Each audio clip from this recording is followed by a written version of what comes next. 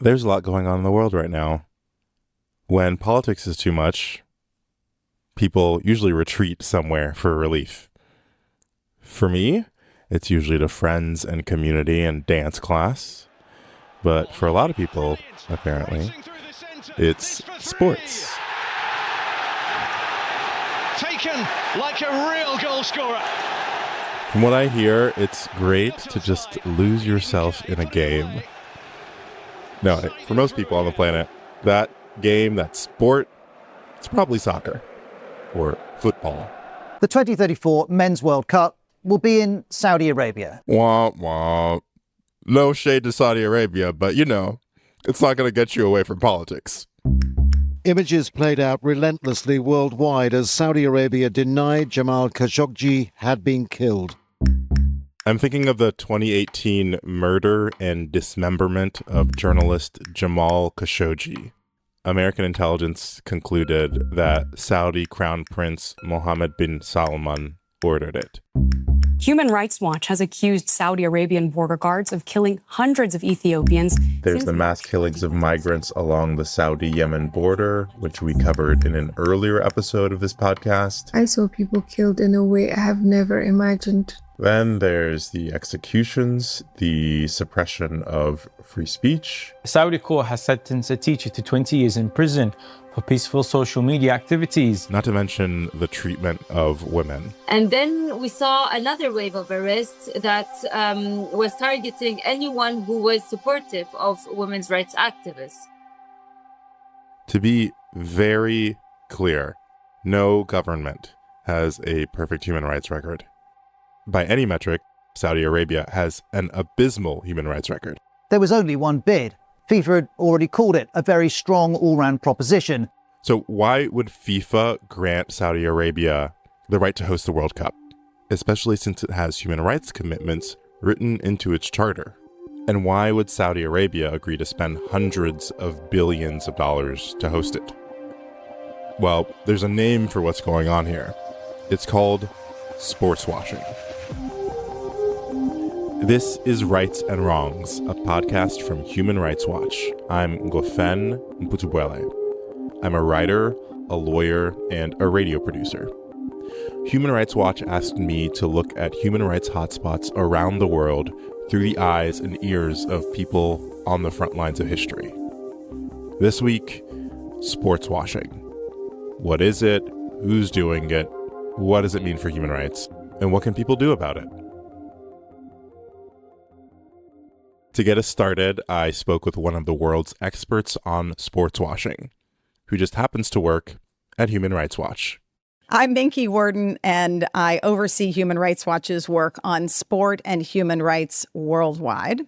Minky didn't coin the term sportswashing. She says it first appeared in The Economist magazine. But she and her colleagues at Human Rights Watch have been doing their best to popularize the term. We think it's a very effective term because sports is something that has a public appeal. It's almost a term that doesn't need a definition. Almost, but not quite. I mean, I get that it plays off of greenwashing, which in turn plays off of whitewashing. But what does it mean?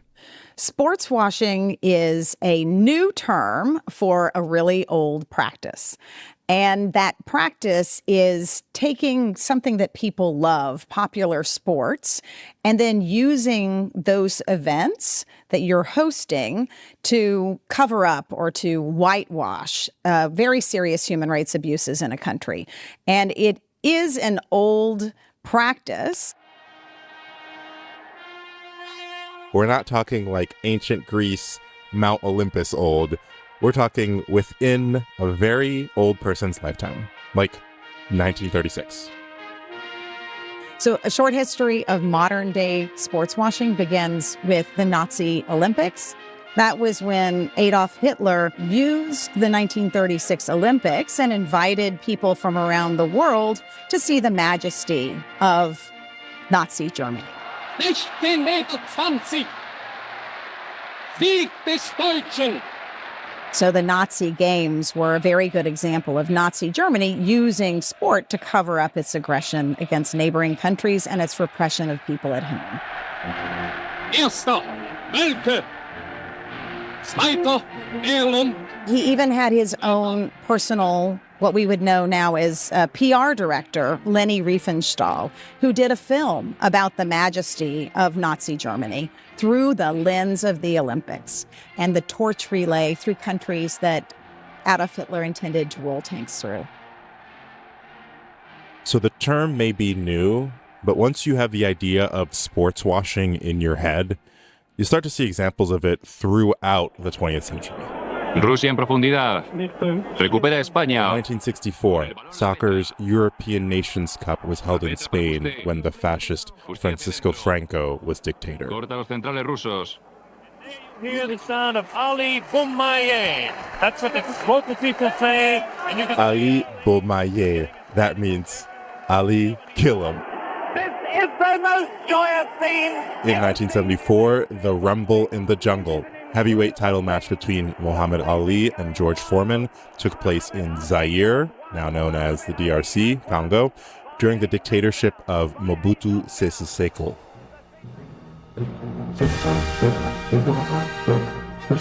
But the biggest sporting event in the 20th century has always been the Olympics, which, after a pause in 1940 and 1944,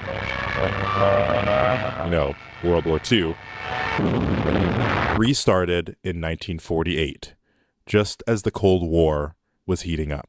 We go through the Cold War, where the political divide and the repression in the Soviet Union and Soviet bloc countries was competing against the democracies in the West. And you had a period of boycott. U.S. President Jimmy Carter issued an ultimatum. And I have notified the Olympic Committee. The boycotts. So when the Soviet Union invaded Afghanistan in late 1979, President Jimmy Carter didn't want to let the Soviets use the Olympics to distract the world from their aggression. And the Moscow Games proceeded with the smallest turnout of any Olympics in decades. In other words, Carter tried to prevent the Soviet Union from sports washing, although the term hadn't been invented yet. Now all the world around Los Angeles will know it has begun here. In revenge, Eastern Bloc countries boycotted the 1984 games, the next ones, in Los Angeles. The rich blue California sky providing a backdrop. And even the blimps say, welcome. Which again shows you sport is incredibly political. The 1988 Olympics, the next ones after that, took place in Montreal, with Eastern Bloc countries fully participating. The Soviet Union would fall apart in 1991, but another geopolitical rival of the U.S. was rapidly rising. China had started its astonishing economic expansion. But there was one event that would sully China's international reputation for years to come. After hours of shooting and facing a line of troops, the crowd is still here. They're shouting, "Stop the killing!" The Tiananmen Square massacre happened in 1989. And that really gave the Chinese government a black eye. They rolled tanks against students and workers with terrible casualties visible to the world on television. 2 others were killed yards away. 2 more people lay wounded on the ground near me. After that, the then leader Deng Xiaoping told his entire hierarchy, we will host the Olympics, as a way of reintegrating with the world and putting forward a better, cleaner, more humane face. So China sought to host the Olympics first in the year 2000. They lost because of the Tiananmen Square massacre. It was too soon after the bloodshed. But in 2008, they won the right to host. It wasn't just a Summer Olympics. It was billed as China's coming out party. So sports washing almost always serves 2 purposes. The first is actually a domestic purpose. So many of these repressive countries, they don't have regular elections. This is a way actually to use a sports event to get your people interested and engaged in something that is a very nationalistic thing, hosting. The second area is it often leads to catastrophic and large human rights abuses. For the Beijing Olympics, Minky says, the Chinese government forced the evictions of as many as 10,000 people, to make way for new stadiums. Human Rights Watch documented abuses of migrant labor and increasing repression of civil society, LGBTQ people, women, activists, and journalists. So Deng Xiaoping, back in 1993, when he set out to win the Olympics, actually set in motion, a playbook that dictators and autocrats are using today. Ladies and gentlemen, please welcome the athletes of the Sochi 2014 Olympic Winter Games. Russia deployed that playbook when they hosted the 2014 Winter Olympics. The state was so invested that they launched a massive state-sponsored doping program to rake in the medals. Here is the planet's ultimate game, the final of the 21st Football World Cup. And then in 2018, they were hosting the World Cup across Russia, but they used forced labor. They cracked down on journalists and LGBT people in the process. Flicked in by Griezmann and flicked on! And France take the lead in the World Cup final! The Russian World Cup was a human rights catastrophe. Their research showed that North Korean slave laborers were building the St. Petersburg Stadium. The Human Rights Watch researcher on labor abuses was arrested trying to report on migrant labor abuses. A lot of countries took a look at this and said, hey, let's pull a card out of the playbook of China and Russia. If they can rehabilitate their human rights reputation without having to actually do reforms, maybe we can do the same. In the last couple decades, we see a lot of Gulf states have taken a particular interest in soccer, in tennis, in golf. I want to talk about soccer for a minute. Why and when did soccer become an interest to countries like Saudi Arabia and Qatar and the UAE? Like, why soccer and when? I really think that dates back to the extremely corrupt awarding of the World Cups for 2018 to Russia and the awarding in the same crooked vote to Qatar.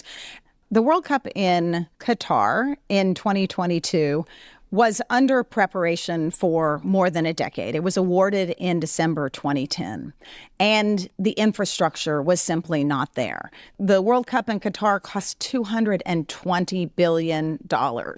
It was building 8 new stadiums in the desert where they previously didn't exist. The human cost was also high. Between 2010 and 2022, thousands of migrant workers lost their lives building stadiums and other buildings for the World Cup. Neither the Qatari government or FIFA ever investigated or explained these deaths, nor did they compensate the workers' families. Into the middle, Fernandez, Lautaro Martinez, save Messi! Did it cross the line? Did it cross the line? Yes, it did! Many viewed the 2022 World Cup as a huge success. FIFA made billions of dollars. We're talking about an event watched by 5 billion people worldwide. So it's the most watched and the most expensive sporting event in the world. And that's why countries are vying to host it. Even before FIFA awarded the 2034 World Cup to Saudi Arabia was investing billions of dollars into sport. Through its Public Investment Fund, or PIF, the Saudi government created Live Golf in competition with the PGA. Saudi Arabia has hosted heavyweight boxing title fights and staged the world's richest horse race. There's Formula One racing events, even a long-term deal with World Wrestling Entertainment, not to mention international tennis tournaments. So Saudi Arabia will be the host of the FIFA World Cup in 2034. Now, that's 10 years away from now, but we already have sight of their bid documents. According to those documents, Saudi Arabia is planning to build new stadiums. 11 stadiums. 11 huge stadiums that seat 60 to 100,000 people. One of those stadiums will be built in a place called Neom. Neom doesn't exist. Well, it did. I mean, it wasn't called Neom, but people lived in the area, and the Saudi government displaced that historical community. They're building a stadium in conditions of deadly heat with a migrant labor system called the kafala system, where passports are taken and workers aren't free to leave their jobs, and where there's a chronic problem of wage theft and unsafe conditions. And that is a catastrophic risk on the horizon that is coming to the world because of Saudi Arabia's formal sports washing policy, which is tied to what they call Vision 2030. And that is Crown Prince Mohammed bin Salman's signature program, both to create jobs for Saudi citizens, for the young people in Saudi Arabia, but then also to create a place for Saudi Arabia on the world stage. When we come back, what does sports washing mean for athletes and for fans? Hi, my name is Sam Doubley. I'm the director of the Technology, Rights and Investigations Division at Human Rights Watch. A couple of years ago, my colleagues sent me and my team some horrific cell phone videos. They purported to show the aftermath of Saudi border guards firing on migrants trying to cross into the country from Yemen, in a remote mountainous region that is impossible to reach. She wanted to know, could these videos be verified? That was the job for me and my team. We were able to collect more videos from social media sites such as TikTok and Facebook and geolocate many of them to this region on the Saudi border. We used satellite imagery to prove that cemeteries near the border were expanding. The scale of the killing was shocking. So yes, we were able to support eyewitness testimony of a potential crime against humanity perpetrated by the Saudi government on desperate migrants from the Horn of Africa who were simply trying to find work. We can't do work like this without your support. Please go to our website, hrw.org, and click on Donate Now. Thank you. Another Newcastle set piece then. They haven't made the most of their sequence of corners. Newcastle is a city in the northeast of England. It has one soccer club, Newcastle United. For locals, it's a very big deal. It's got massive support. And the thing about it is that it's part of the culture. You know, it's part of working class. It's a very working class city. The people from the area are called Geordies. So it plays a big part in a central part of our Geordie culture. Yeah. John Hurd is a Geordie and a lifelong Newcastle United fan. That's why I wanted to talk to him. In October of 2021, Saudi Arabia's public investment fund, they took an 80% share in the club. And I'm curious, what was your reaction to that? Well, my initial reaction was obviously totally against it. On the day the takeover happened, there was thousands of people in the street. You know, it's amazing, sort of in the middle of the week, and they were surrounding the stadium, people dancing, drinking, singing. But I think the majority were there because Ashley was gone. He'd sold the club. John Ashley, the former owner, was and is a British billionaire. Ashley was not well loved in Newcastle, to put it mildly. Under his watch, the club had a lousy record, so fans celebrated his departure. He was a terrible, billionaire, exploitative owner of the football club. Doesn't mean it's better to have the Saudi state in control of your football club. In my opinion, out of the frying pan, into the fire. John Hurd is one of the founders of Newcastle United Fans Against Sportswashing, which started organizing fans to protest against Saudi human rights abuses. Salma al-Shabaab. They named names. Noor al-Qatani. 2 Saudi women who received long sentences for social media posts critical of the Saudi government. When we raised those names and we had photos of them, we had placards with their names on, we got abuse on social media. And some fans started to echo what the Saudi trolls and bots were doing and say, oh, they're all terrorists. That was the answer to everything. Anyone imprisoned by the Saudi state is a terrorist. So we said, look, we're not going to accept this. We're not going to accept that the Saudi state can manipulate public opinion in the Northeast, because that's what they were doing. John Hurd is an English teacher. His father was a union man, and John himself was a socialist as a young man in the 1980s when Margaret Thatcher was in power. So maybe that's where he comes by his sports washing activism.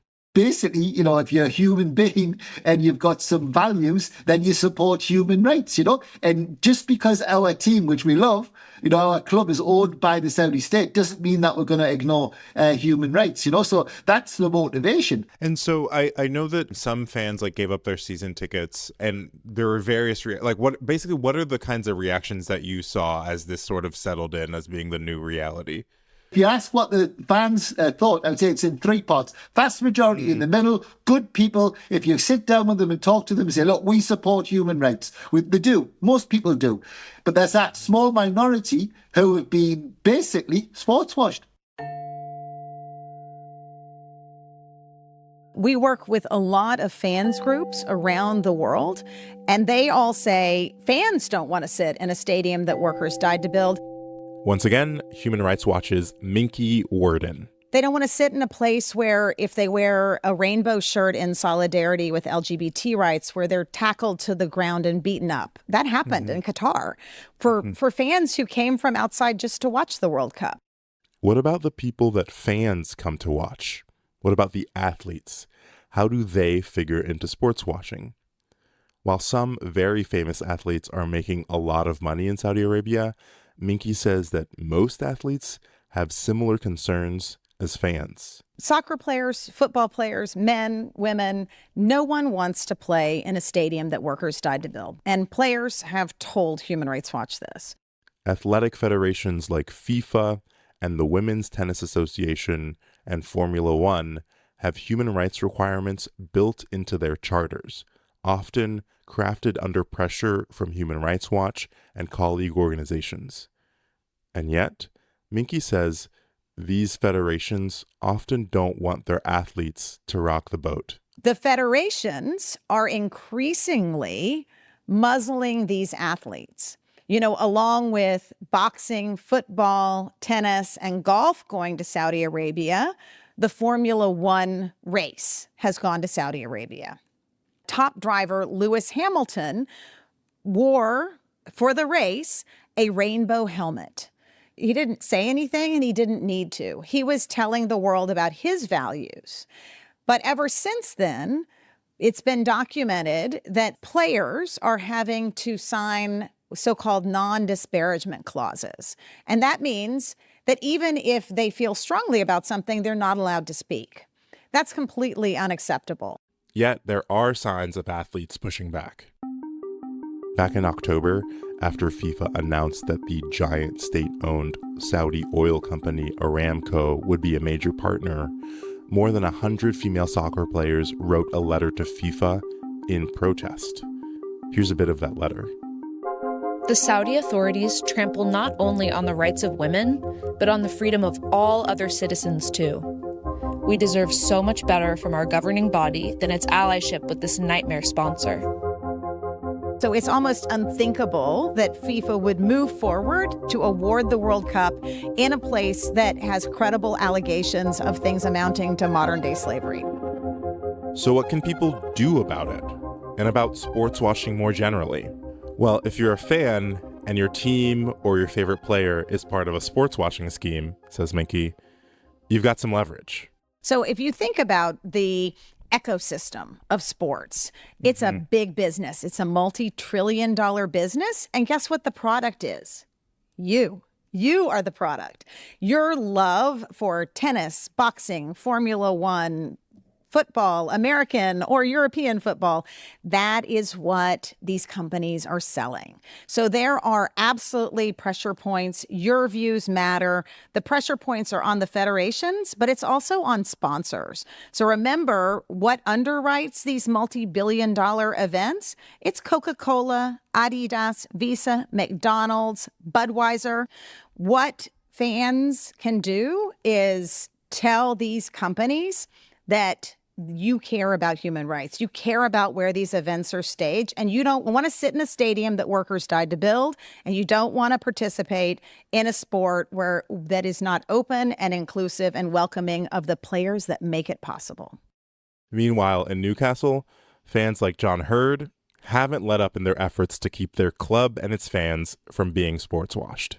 John, one big question here. Do you still go to games? Well, I think I would be a little bit of a hypocrite if I went to games, but we've discussed it, and we don't call for a boycott. We distributed posters of Salma al-Shabaab to Newcastle fans, and we said, hold them up in the stadium. All we say to Newcastle fans is, if you go, when we're not saying boycott, but if you go at punctual times, do a protest. The Saudi human rights advocates have said to us, it would have a massive effect. So we've tried to do that. But I personally wouldn't go at the moment, no. But I watch them. I watch it on the TV, yeah. John Hurd is one of the founders of Newcastle United Fans Against Sportswashing. Minky Worden oversees Human Rights Watch's work on sport and human rights worldwide. The archival clips in this episode were from NBC Sports, the BBC, Al Jazeera, Deutsche Welle, ABC News In Depth, Shia Waves English, ABC News, Lenny Riefenstahl's film Olympia, HBO, NBC News, the Olympic Channel, FIFA, Fox Sports, The Daily Mail, and Business Loop. You've been listening to Rights and Wrongs from Human Rights Watch. This episode was produced by me and Curtis Fox. Our associate producer is Sophie Soloway. Thanks also to Ife Vatunase, Stacey Sullivan, and Anthony Gale. I'm Ngofeen Mputubwele. See ya in 2 weeks.